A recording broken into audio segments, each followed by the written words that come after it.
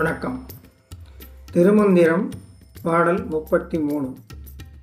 பதிபல ஆயது பண்டு இவ்வுலகம், விதிபல செய்தொன்றும் மெய்மை உணரார், துதிபல தோத்திரம் சொல்ல வல்லாரும், மதியிலர் நெஞ்சினுள் வாடுகின்றாரே.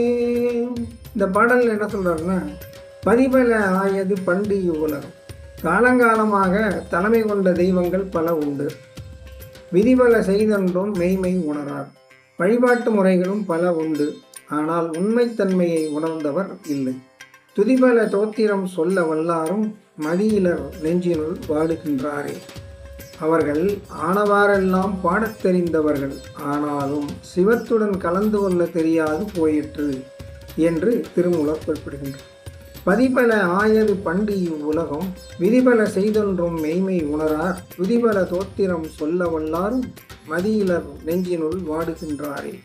பண்டைய காலத்திலிருந்தே பல வகையான தெய்வங்களை இவ்வுலகில் உள்ளவர்கள் வழிபட்டு வந்தனர்.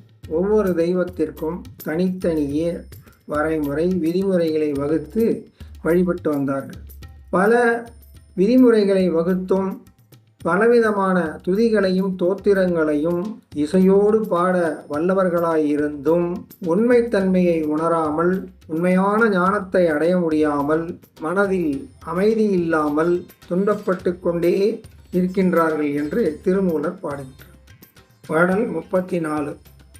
சாந்து கமழும் கவரியின் கந்தம் போல், வேந்தனமரர்க்கு அருளிய மெய்நெறி, ஆர்ந்த சுடரென்ன ஆயிரம் நாமமும், போந்தும் இருந்தும் புகழுகின்றேனே.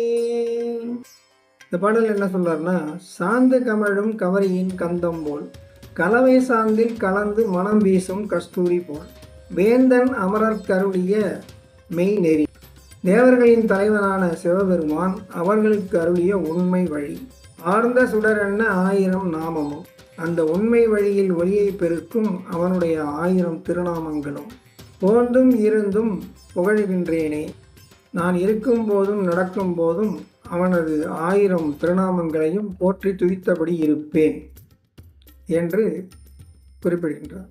சாந்து கமழும் கவரியின் கந்தம் போல், வேந்தன் அமரர் கருளிய மெய்நெறி, ஆர்ந்த சுடரென்ன 1000 நாமமும், போந்தும் இருந்தும் புகழுகின்றேனே, கலவை சாந்தில் கலந்து மனம் வீசும் கஸ்தூரி போல், இறைவன் விண்ணவர்க்கு சொன்ன உண்மை வழி அந்த 5 எழுத்து மந்திரமாகும்.